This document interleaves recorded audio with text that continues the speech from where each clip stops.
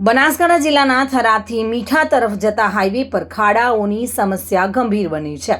ખાસ કરીને નાગલા વિસ્તારમાં મોટા પ્રમાણમાં ખાડાઓ પડી ગયેલા જોવા મળી રહ્યા છે। આ માર્ગ પરથી રોજે રોજ હજારો વાહનોની અવરજવર થાય છે।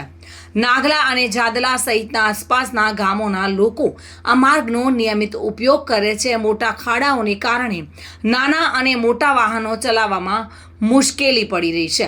વાહન ચાલકોના જણાવ્યા મુજબ ખાડાઓને કારણે તેમના વાહનોને નુકસાન પણ થઈ રહ્યું છે। જો કે સ્થાનિક વાહન ચાલકોએ તંત્ર પાસે માર્ગના તાત્કાલિક સમારકામની માંગ કરી છે।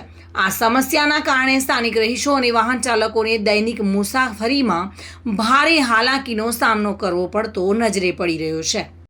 રસ્તો ખરાબ છે, ભરેલી ગાડી તો કદી હડતી જ નહીં, પાટા તૂટી જાય।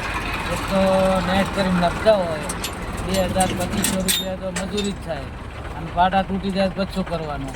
કેટલા ટાઈમથી આ રસ્તો ખરાબ છે? આ તો સાહેબ 2-3 મહિના એટલે ભાઈ આવતા ચોમાસેથી ખરાબ છે જ।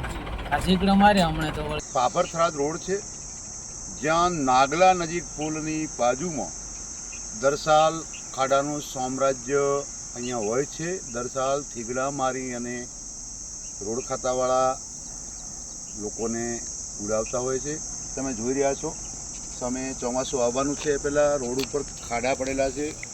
વાહન ચાલકો એટલા બધા ત્રાસી ગયેલા છે આ રોડથી, વારંવાર રજૂઆત કરવા છતાં આ ખાડાનું સામ્રાજ્યનું અંત આવતો નથી।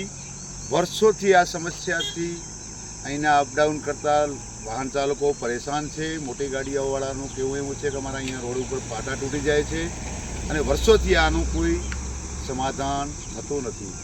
ત્યારે હવે આવનારો સમય ચોમાસાનો સમય આવી રહ્યો છે। બાજુમાં નાગલા ગામ છે, જ્યાં પૂરનું પાણી પણ ભરાતું હોય છે। તો હવે જોવાનું એવું રહ્યું કે તંત્ર દ્વારા આ ખાડાઓ પૂરવાનું કામ કરે છે કે નવો રોડ બનાવે છે, એ તો આવનાર સમય બતાવશે। મહેન્દ્ર ઓઝા સાથે bureau report, today Gujarati news.